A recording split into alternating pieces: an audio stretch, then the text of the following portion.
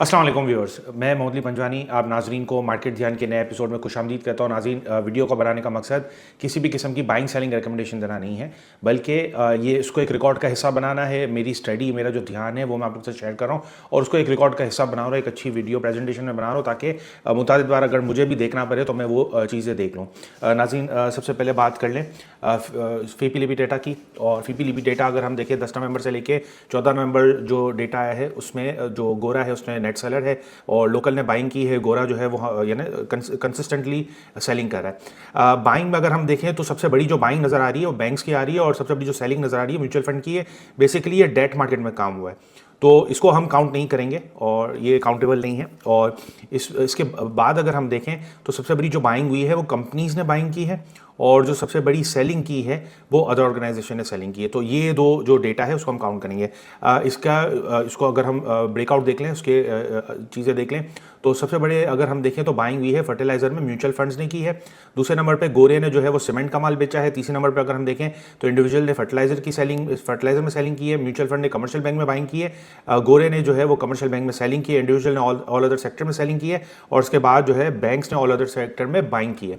नाज़रीन, index valuation आप लोग से शेयर कर दूं। जुम्मे के दिन जो डे रेंज बना तो लो जो था इंडेक्स का वो 1,60,791.78 का था और हाई जो बना वो 1,62,118.75 का बना।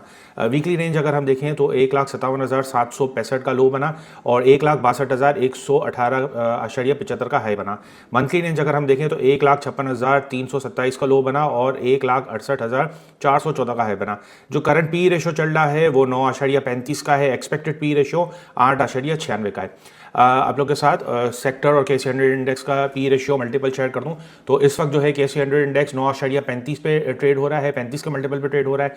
ऑटोमोबाइल सेक्टर अगर हम देखें तो 9.20 है। ऑटोमोबाइल पार्ट एंड एसेसरीज 18.12 है। केबल इलेक्ट्रिक गुड्स 34.89 है। सीमेंट अगर हम देखें तो 10.51 है। केमिकल 15.72 है। कमर्शियल बैंक हम देखें तो 7.47 है। इंजीनियरिंग नॉन एप्लीकेबल है लेकिन इम्प्रूव हो रहा है, तो इसका मतलब इंजीनियरिंग सेक्टर में हम आगे जाके कुछ चेंजेस देख सकते हैं, तेज़ी देख सकते हैं, कोई स्क्रिप्ट जो है वो मूव कर सकता है। फर्टिलाइजर सेक्टर अगर हम देखें तो 8.89 का है। Foods and personal care product देखें तो 22.43 का है। ग्लास एंड सिरेमिक्स अगर हम देखें तो 8.18 का है। Oil and gas exploration company 7.42, oil and gas marketing company 12.70, paper board non applicable, pharmaceutical 24.30 और इम्प्रूव हो रहा है 16.46 पे। तो इंशाल्लाह आज जो है हम फार्मास्यूटिकल को कवर करेंगे कि जो इम्प्रूवमेंट आ रही है तो कौन सा सेक्टर है, कौन से स्क्रिप्ट हैं फार्मास्यूटिकल में जो बहुत अच्छे से चल सकते हैं, वो आप जो है खुद डिसाइड करेंगे। पावर जनरेशन डिस्ट्रीब्यूशन अगर हम देखें तो 8.43 का है। रिफाइनरी नॉन एप्लीकेबल है। टेक्नोलॉजी एंड कम्युनिकेशन 28.09 का है। टेक्सटाइल कंपोजिट 10.64 का है। टोबैको 17.46 का है और ट्रांसपोर्ट नॉन एप्लीकेबल है। नाज़रीन, ये जो डेटा है मैं आपके साथ जो शेयर करता हूँ उसका मकसद ये है कि आप कंपेयर करें, आप जो करंट पी रेशियो है और जो एक्सपेक्टेड पी रेशियो उसको कंपेयर करें। अगर कम हो रहा है पी रेशियो एक्सपेक्टेड, इसका मतलब वो सेक्टर जो नेक्स्ट रैली बनेगी, जो आगे इवेंट्स अनफोल्ड होंगे तो उसमें वो परफॉर्म कर सकते हैं, वो अपने जो एवरेज पी रेशियो है उसको दोबारा मीट करेंगे। तो इसमें हमें फिर स्क्रिप्ट आइडेंटिफाई करने होते हैं। पहले सेक्टर आइडेंटिफाई हो गया, इससे आपको सेक्टर आइडेंटिफाई हो जाएगा कि कौन से सेक्टर में तेज़ी हो सकती है। जैसे इंजीनियरिंग सेक्टर थोड़ा नज़र आ रहा है हमें फिर फार्मा नज़र आ रहा है कि इनमें तेज़ी हो सकती है, तो वो आपको चीज़ पहले से पता चल जाएगी और फिर आप जो है उस सेक्टर के स्क्रिप्ट को आप फोकस करेंगे कि इनमें से मैं कौन से है ना स्क्रिप्ट जो है मैं करूँ। तो आज जो मैं वीडियो बना रहा हूँ तो 2026 के यानी प्लानिंग हम करेंगे। 2024 में कौन कौन से स्क्रिप्ट हैं जिसको अगर मैं पोर्टफोलियो डिज़ाइन करूँ अपने लिए, अपने क्लाइंटों के लिए, तो मैं उनमें कौन कौन से स्क्रिप्ट जो है मुझे लगता है कि जिनमें ग्रोथ नज़र आएगी, जो मैं रखना पसंद करूँगा। तो नाज़रीन, आगे बढ़ते हैं। टेक्निकल की बात कर लें तो टेक्निकल में जो रेंज बना हुआ है, जो सपोर्ट है वो 1,54,966 का है। मार्केट अपवर्ड ट्रेंड पर ही है। रेजिस्टेंस जो सामना है 1,92,894 का रेजिस्टेंस है। RSI इस वक्त चल रहा है 52.32 का। मैकडी हमें बाइंग ऑन डिप की स्ट्रेटजी बता रहा है। नेक्स्ट पॉसिबल ट्रेंड जो है वो साइडवेज का रह सकता है। 1,32,868 का जो है वो सपोर्ट है। रेजिस्टेंस 1,54,966 का रेजिस्टेंस है। नाज़रीन, टेक्निकल मैं आप लोगों को दिखा दूं तो जो है रेजिस्टेंस लेवल अभी जो बन रहा है 1,71,091 का है और मार्केट ने जो है वो 1,62,158 को क्रॉस करना है। जब ये 1,62,158 को क्रॉस कर लेती है, उसको मेंटेन कर लेती है, तो फिर जो है मार्केट हमें 1,71,091 का जो लेवल है वो यानी वहाँ तक जाती हुई मार्केट आ सकती है, नज़र आ सकती है। और पास्ट वीक में हमने देखा, पास्ट वीक में जो है एक अनफॉर्चुनेट इंसिडेंट हुआ, इस्लामाबाद में भी हुआ और दिल्ली में भी जो है वो फॉल्स फ्लैग अटैक हुआ। तो फॉल्स फ्लैग अगर हम देखें तो उसके बाद जो पूरा एक सिनेरियो बिल्ड हो रहा था, उससे पहले भी जो चीज़ें सिनेरियो बिल्ड हो रही थी कि हो सकता है कि दोबारा कशीदगी की तरफ जो है वो इंडिया पाकिस्तान को ले जाए, जो कि वो चाहता है, झाड़िया चाहता है, जो बीजेपी की हुकूमत तो चाहती है। और इलेक्शन था, बिहार का इलेक्शन 11 नवंबर से शुरू होना था, तो 10 नवंबर को जो है ये इंसिडेंट हुआ और इसका नाम भी इन्होंने इंसिडेंट दिया, अटैक नहीं दिया। और जो है वो पूरा गोल करना था उनको बिहार इलेक्शन में जो कांग्रेस है, जो अपोजिशन पार्टी है, उनको यानी सवाल उठाने से रोकना था कि भाई ये जो धांधली हो रही है वो कैसे हो रही है। इससे पहले राहुल गांधी ने जो है वो पूरी डिटेल में बताया कि किस तरह से ब्राज़ीलियन मॉडल, उसकी 25 साल पुरानी फ़ोटो लेके 25 से 30 आधार कार्ड बनाए गए, यानी वहाँ का जो NIC CNIC है वो बनाया गया और डिफरेंट हलकों में वोट कास्ट हुए अलग अलग नाम से। और वो ब्राज़ीलियन मॉडल है, उसको भी बाद में पता चला कि मेरी 25 साल पुरानी वीडियो से मैंने इंडिया में बहुत सारे स्टेट्स में वोट्स दे दिए। तो इस तरह के जो धांधली है उसका कवर अप था ये फॉल्स फ्लैग अटैक, और जो कि पूरी तरह से साबित हुआ। वहाँ की जो गोदी मीडिया है उसने अपनी तरफ से पूरी कोशिश की थी कि जो है पाकिस्तान पे नाम लाएं, और इतना ज़्यादा उन्होंने स्क्रिप्टेड कर दिया, इतनी ज़्यादा उन्होंने चीज़ें फिर डाल दी कि उसमें फिर जो है वो पाकिस्तान को तो वो हर वक्त नाम लेते हैं। इसके बाद उन्होंने जो है वो चाइना का नाम लिया, सबसे पहले चाइना का नाम लिया, फिर नेपाल का नाम ले लिया कि नेपाल और बांग्लादेश से जो एक्सप्लोजिव है वो वहाँ से जो है वो ट्रांसपोर्ट होकर आए थे। फिर उन्होंने तुर्की का नाम ले लिया कि भाई तुर्की जो है वहाँ से ट्रेनिंग हासिल हुई। उन्होंने UAE का नाम ले लिया कि UAE से फंडिंग हासिल हुई। फिर एंड में उन्होंने US का भी नाम ले लिया। कल सैटरडे को जो है वो श्रीनगर में एक अनफॉर्चुनेट इंसिडेंट हुआ। पुलिस स्टेशन जो है श्रीनगर का, वहाँ पे एक्सप्लोजिव एज एविडेंस रखे गए थे, तो उस पर जो है वो ऑटोमेटिकली यानी वो यानी गलती थी, लैकिंग थी, क्योंकि वो प्रोफेशनल ट्रेन नहीं होते एक्सप्लोजिव मटेरियल को हैंडल करने में पुलिस वाले। तो जो है वो एक धमाका हो गया। तो धमाका हुआ तो इनिशियली जो है वो US का भी नाम ले लिया गया, चाइना का भी नाम ले लिया गया, पाकिस्तान को तो नाम आ ही जाता है। पाकिस्तान तो यानी बाय डिफ़ॉल्ट सेटिंग में बैठा है कि इंडिया में कुछ भी होगा तो वहाँ के जो एस्टेब्लिशमेंट है उससे नहीं पूछा जाएगा कि भाई आपके सिक्योरिटी लैब्स हैं, वो जो है डायरेक्ट नाम डाल देंगे पाकिस्तान पे और फिर पाकिस्तान के साथ जो है वो टसल करने की कोशिश करेंगे और मुँह की खाएंगे। तो पूरा जो ये चीज़ें थी वो पूरी एक तरह से गोल हो गई। वहाँ के जो एक्सपर्ट हैं वो उन्होंने जो है वो जब पूरा बयानिया आया वहाँ के काबीना का, वहाँ की जो कैबिनेट है मोदी हुकूमत की, उसका जो बयानिया आया तो उसमें बयानिए में जो है वो चंद वर्डिंग्स जो है वो ऐसी थी कि जो थोड़ी बहुत ढीली थी, और उससे लग रहा था कि अब जो है इंडिया में कुव्वत ख़त्म हो चुकी है कि वो जो है पाकिस्तान पे किसी किस्म का अटैक कर सके। क्योंकि जो पास्ट में हुआ है, जो बुनियादी मसूद साहब ने किया, जो ऑपरेशन किया, तो वो जो है उसके अभी भी जो है उसको इफेक्ट लग रहे हैं, अभी भी जो है वो मार पड़ रही है। उसके अलावा कितनी हाईली स्किल्ड एयरफोर्स है वो हम सबको पता है। अभी भी 3 जहाज़ जो है वो सिर्फ जो ट्रेनिंग सेशंस है, जो ये ऑपरेशन की तैयारी कर रहे थे, उसमें उन्होंने 3 जहाज़ तो खुद गिरा चुके हैं। तो उन्होंने जो है उनके पास अभी उतनी वो पावर नहीं है कि वो चीज़ें करें। तो बयानिए में जो आया, तो बयानिए में जो पहलगाम से अगर कंपैरेटिवली अगर हम देखें तो पहलगाम में जो है उन्होंने जो बयानिया दिया था वो टेरर अटैक का दिया था। इस बार जो उनका बयानिया था उसमें वर्डिंग था टेरर इंसिडेंट, तो यानी वो एक दर्जा नीचे आ गया। टेरर अटैक होता तो बिल्कुल वो फिर पाकिस्तान में नाम लगता, फिर पाकिस्तान पर ब्लेम गेम होता और पाकिस्तान पर अटैक करने की कोशिश करती कि हमने फला जगह पर जो है ये टारगेटेड ऑपरेशन किया है, तो वो टेरर इंसिडेंट बोला। फिर दूसरा जो बयानियों में जो चेंज हुई, वो जो चेंजेस आई वो कार बॉम्ब ब्लास्ट होता है। तो कार बॉम्ब ब्लास्ट अगर टेरर अटैक है तो कार बॉम्ब ब्लास्ट होता है, तो उन्होंने जो वर्डिंग चेंज की वो लिखा कार एक्सप्लोजन। तो जो है इंडिया के लोग जो है हमारे डिफेंस मिनिस्टर है ख्वाजा आसिफ साहब पे तनकीद कर रहे थे कि भाई आप जो है कह रहे हैं ये CNG सिलेंडर का वो है एक्सप्लोजन है, ये एक टेक्निकल फॉल्ट है, एक एक्सप्लोजन है। तो भाई वो जो बयानिया दिया था वो आपकी दिल्ली पुलिस ने खुद दिया था कि स्टार्टिंग में जो इनिशियल रिपोर्ट आई थी दिल्ली पुलिस ही बोलने वाली थी ऑन मीडिया ऑन रिकॉर्ड के जो ये हुआ है ये CNG एक्सप्लोजन है। और आपकी जो रियासत है, इंडिया की जो रियासत है, उसमें इतने गट्स नहीं है कि वो उसको कार बॉम्ब ब्लास्ट बोल सके, तो उन्होंने कार एक्सप्लोजन बोला। तो इंडिया के जो माहिनाज जो एनालिस्ट है, डिफेंस एनालिस्ट हैं, जो रीजनल टेंशंस को बखूबी देखते हैं, वर्डिंग से पहचान जाते हैं कि अगला हुकूमत का मूव क्या होगा, तो वो कह रहे हैं कि अभी कुछ भी नहीं है, ये सिर्फ बिहार इलेक्शन को गोल करना था। जो ऑपोजिशन पार्टी है वो उन पे ब्लेम ना करें कि भाई ये जाली वोट कैसे कास्ट हो गए, तो उन चीज़ों के पेश नज़र जो करना था वो बीजेपी हुकूमत ने, मोदी सरकार ने कर दिए।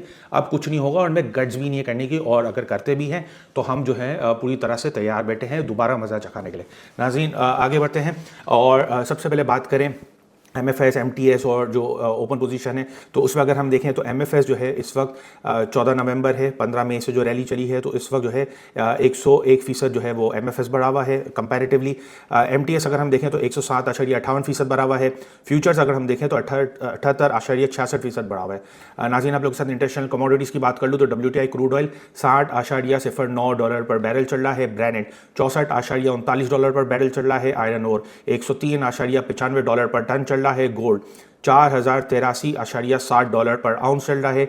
रबर 173 सेंट पर केजी चल रहा है। रिचर्ड बे कोल्ड प्राइस $85.25 पर टन चल रहा है। नाज़रीन, आप लोगों के साथ जो फ्यूचर में बहुत बड़ी बाइंग खरी है उसका आदाद शुमार शेयर कर दूँ तो सबसे बड़ी जो बाइंग है वो पेस में है। फ्री फ्लोट का 18.18%, PIA 16.80%, TPLP 11.24%, वेव्स ऐप 11.05%, कॉसम 10.87%, TRG 10.59%, Dewan Farooq Motor 9.80%, Treet Corporation 9.29%, Flying 9.25%, NetSol 9.05%। जो ब्लैंक सेल है, ब्लैंक सेल में भी वंस अगेन पेस जो है वो सर फहरिस्त है। फ्री फ्लोट का 2.07% शॉर्ट लगा हुआ है, ब्लैंक सेल लगा हुआ है। PIA दूसरे नंबर पर है 1.64%, नेटसोल 1.51%, SSGC 1.05%, के इलेक्ट्रिक 0.99%, गेल 0.80%, ATRL 0.54%, NRL 0.50%, फ्लाइंग 0.49%, टेरी 0.48%। नाज़रीन, MFS का डेटा आप लोग साथ शेयर कर दूँ। सबसे बड़ी जो बाइंग खरी है वो TRSM में खरी है। फ्री फ्लोट का 20.95% है। दूसरे नंबर पर अगर हम देखें तो फैक्टो सीमेंट है 19.46%, TSBL 15.92%, कोयल 15.84%, FNEL 13.76%, BNL 11.95%, IBL healthcare 11.82%, flying 10.54%, जाल 9.98%, PIA 9.49%। नाज़रीन, जो आज वंस अगेन जो सेक्टर है उसको हम जो है थोड़ा बहुत गो थ्रू करेंगे। ये जो डेटा है बहुत आसानी से कंपाइल हो जाता है। आपसे भी मैं यही रेकमेंड करूँगा कि किसी भी नौ सीखे, मुझ जैसे नौ सीखे अनाड़ी बंदे जो यूट्यूब पे आ जाते हैं, जिनको यूट्यूब पे वीडियो बनाने का बड़ा शौक होता है, आपसे पैसे बटोरने का बड़ा शौक होता है, तो आप जो है हमारी चीज़ें सुनने से बेहतर है आप एक अपना चेकलिस्ट बना लें। आप जो है रेशियोज़ लिख लें, ये फला फला रेशियोज़ है, इसके मुझे डेटा चाहिए, और उसको कंपैरेटिवली आप देखें तो आपको खुद ही पता चल जाएगा कि आपने जो स्क्रिप्ट लिया हुआ है वो सेक्टर में कहाँ स्टैंड करता है, उससे कितने अच्छे स्क्रिप्ट जो है वो उभर के आ रहे हैं, या ओवर वैल्यू है या अंडर वैल्यू वो आपका स्क्रिप्ट चल रहा है। तो आप लोग के साथ मैंने इस बार फार्मा का मैंने पूरा डेटा बनाया है, और ये आप अपने पास लिख लें, आप अपने पास लिख लें, प्राइस लिख लें, एक्सपेक्टेड EPS लिख लें, एक्सपेक्टेड ग्रोथ लिख लें। हर डेटा जो है आपको dps.psx.com.p के स्टैंडर्ड SCS ट्रेड में आपको मिल जाएगा। आपको जो है KSE स्टॉक्स जो है, बहुत सारी ऐसी वेबसाइट्स है, वहाँ पे सारे रेशियोज़ मिल जाते हैं। तो आप वो रेशियो है उनको एक एक्सेल की शीट बनाएं, उसको जो है आप अपना उसमें डाल दें। सबसे पहले बात करें तो एबर्ट जो है वो 1090 रुपये चल रहा है उसकी प्राइस, जो क्लोजिंग आई है फ्राइडे की। एक्सपेक्टेड EPS जो है वो 73.08 की है। एक्सपेक्टेड ग्रोथ जो तवक्का की जा रही है वो 36% है। PE रेशो इसका 20.41% है। एक्सपेक्टेड PE रेशो 14.93% है। इसकी बुक वैल्यू जो है वो 289 है, और डेट टू इक्विटी रेशो इसका 57.07 है। हेयर कट जो लग रहा है इसको 25% है, और फ्री फ्लोट है 21.60%। दूसरे नंबर पे AGP है 187.84 रुपये इसकी क्लोजिंग आई है। एक्सपेक्टेड जो EPS है वो 8.77 का है। एक्सपेक्टेड ग्रोथ जो है वो 12.54% है। पी रेशो इसका 25.25 है, एक्सपेक्टेड पी रेशो 22.43 है, बुक वैल्यू उसकी 43 रुपये 99 पैसे की है, डेट टू इक्विटी रेशो 70.44% है, हेयर कट 15% है, फ्री फ्लोट 30% है। सिटी फार्मा 83.32 की क्लोजिंग है, एक्सपेक्टेड पी रेशो 3.56 का है, एक्सपेक्टेड ग्रोथ 23.40 का है, पी रेशो 21.36 का है, एक्सपेक्टेड पी रेशो 23.40 का है, बुक वैल्यू 48.46 की है, डेट टू इक्विटी रेशो 61.38 का है, हेयर कट 17.50 का है, फ्री फ्लोट 50%। फिरोज अगर हम देखें तो क्लोजिंग आई है 400 रुपये 96 पैसे की, एक्सपेक्टेड EPS है इसकी 8.40 की, एक्सपेक्टेड ग्रोथ 38.27 का है, पी रेशो 33 का है, एक्सपेक्टेड 23.87 का है, बुक वैल्यू उसकी 219 रुपये 64 पैसे की है, डेट टू इक्विटी रेशो 57.20% है, हेयर कट है 15% और फ्री फ्लोट है 35%। ग्लैक्सो अगर हम देखें तो क्लोजिंग आई है 393 रुपये 75 पैसे की, एक्सपेक्टेड EPS 26 रुपये 9 पैसे की है, एक्सपेक्टेड ग्रोथ 27.16% है, एक्सपेक्टेड पी रेशो 19.19 का है, पी रेशो 19.19 का है, एक्सपेक्टेड पी रेशो 15.09 का है, बुक वैल्यू 93 रुपये 36 पैसे की है, डेट टू इक्विटी रेशो 71.69 का है, हेयर कट इसका 17.50 का है, फ्री फ्लोट 20% है। हेलियन अगर हम देखें तो 829 रुपये 24 पैसे की क्लोजिंग है, एक्सपेक्टेड EPS 52 रुपये 24 पैसे का है, एक्सपेक्टेड ग्रोथ 33.57% है, पी रेशो 21.20% है, एक्सपेक्टेड पी रेशो 15.87 का है, बुक वैल्यू 116 रुपये 59 पैसे का है, डेट टू इक्विटी रेशो 84.42 का है, हेयर कट 15% है, इसके फ्री फ्लोट 13.43 का है। हाई नून अगर हम देखें तो उसकी क्लोजिंग आई है 1117 रुपये की, एक्सपेक्टेड EPS 66 रुपये 14 पैसे, एक्सपेक्टेड ग्रोथ 16.89, पी रेशो जो है वो 18.19 का है, एक्सपेक्टेड पी रेशो 16.89, इसकी बुक वैल्यू 202 रुपये 50 पैसे की है, डेट टू इक्विटी रेशियो 42.50% है, हेयर कट 15% है, फ्री फ्लोट 40% है।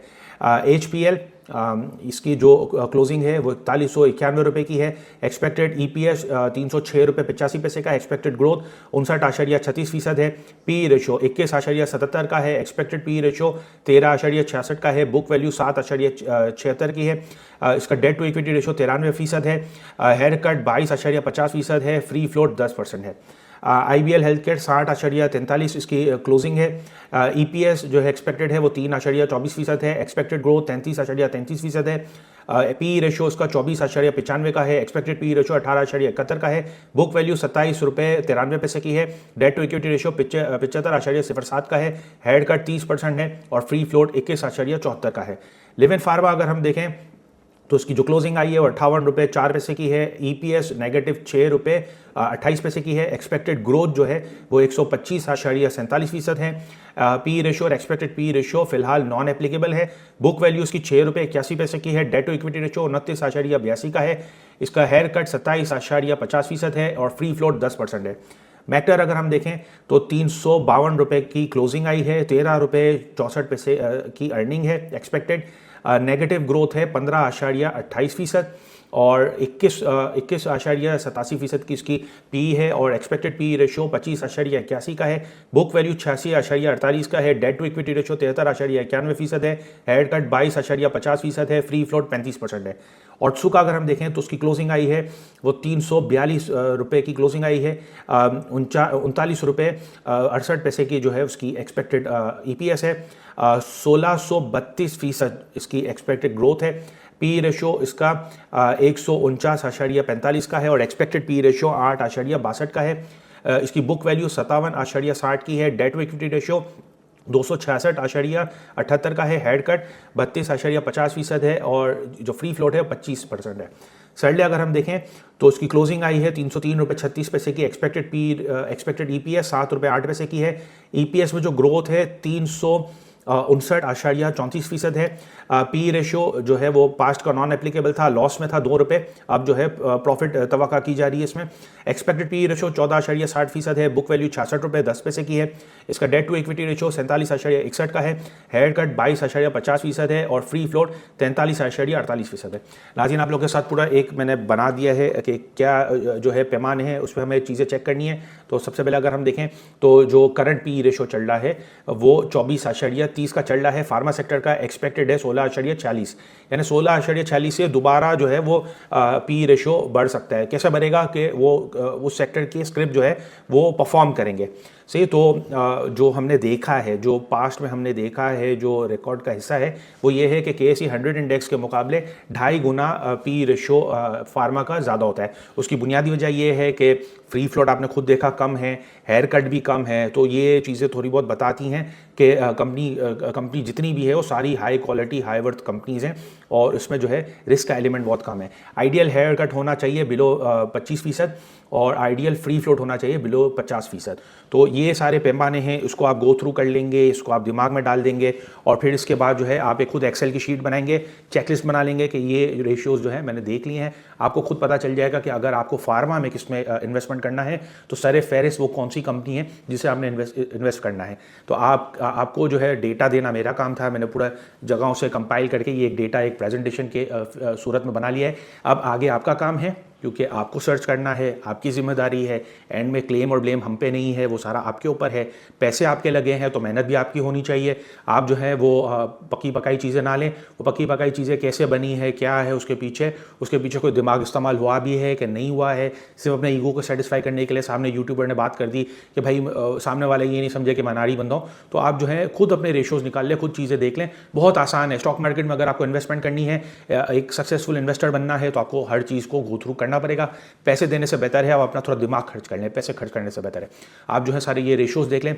आपको मैंने पूरे पैमाने बता दिए, सारे लेवल्स बता दिए और इसमें से एक कंपनी जो है मैंने आइडेंटिफाई करके पंजवानी इंडेक्स में डाली है। वो कौन सी कंपनी है आप मुझे नीचे कमेंट्स में बताएं और आप जो है पूरी स्टडी कर लें। आपके पास डेटा है, डेटा को देख लें, गो थ्रू कर लें कि वो मैंने कौन से ऐसे चीज़ें हैं जिसको मैंने देख के पैरामीटर्स को देख के स्क्रिप्ट आइडेंटिफाई किया। 2 स्क्रिप्ट मैंने टोटल आइडेंटिफाई करके जो है मैंने ग्रुप्स में बताया है, लेकिन उसमें से एक को मैंने पंजवानी इंडेक्स में डाला है, वो सर फेरिस्ट है। सर फेरिस्ट कौन सी कंपनी है आप आइडेंटिफाई करके मुझे कमेंट्स में बताएं। नाज़रीन अब तक के लिए इतना ही, मुझे दीजिएगा इजाज़त। अल्लाह हाफ़िज़।